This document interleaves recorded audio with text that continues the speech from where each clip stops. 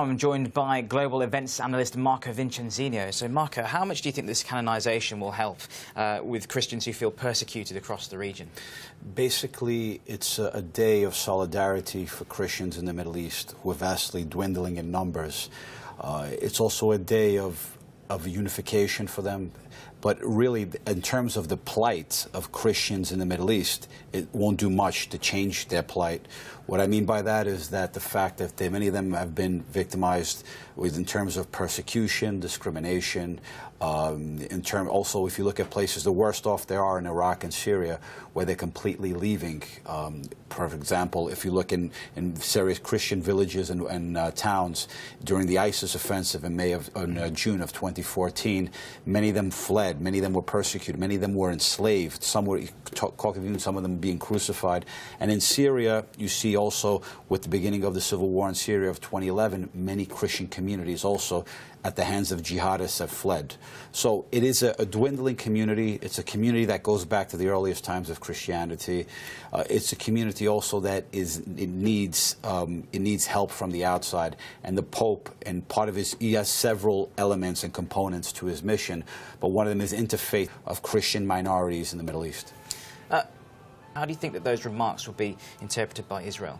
Well, this is for Israel, it's a difficult situation because in the recent days, the Vatican has officially recognized the Palestinian state. Before, it was the relations with the PLO. Now it's a Palestinian state, and that definitely riled the Israelis. They expressed disappointment, but there's two views here that have been emerging in recent times as the peace process has practically completely stalled. From one view, which is supported, the Israeli view, and also supported by the American government, is the fact that the peace process needs to be concluded before a Palestinian state can get recognition. Well, the peace process has been stalled for many years, and as a result, many other countries, particularly throughout Europe, are saying that since the peace process is stalled, we want to try to jumpstart it, and we're going to go ahead and recognize a Palestinian state.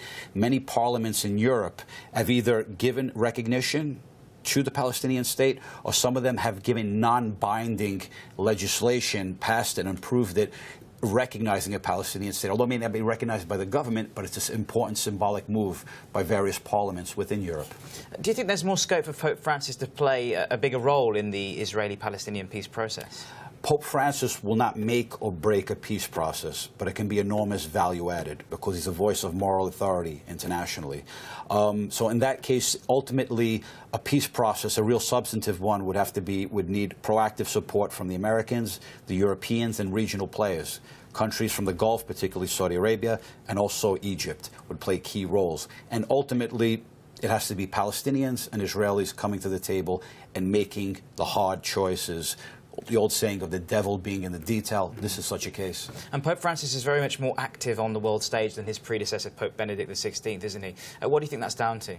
Basically, he is to be proactive in the sense is that if you look at, not his predecessor, Benedict XVI, you look at John Paul II, in the early part of his 27-year papacy, he was determined to bring down communism, and he played a key role in that. But it was a different world. It was a world of communism and democracy.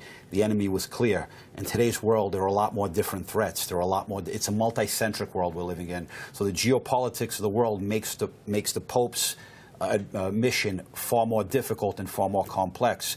If you look, for example, in the Armenian question, the Armenian in April 24th of this year, the Armenian question, he officially recognized it as a genocide, which definitely angered the Turks. There was also his approach. He played a key role in brokering the rapprochement between Cuba and the U.S., which is still developing. And there are many, many other issues where he's been proactive. So this is definitely a political pope who wants to put his imprint on the diplomacy and foreign policy of the Vatican.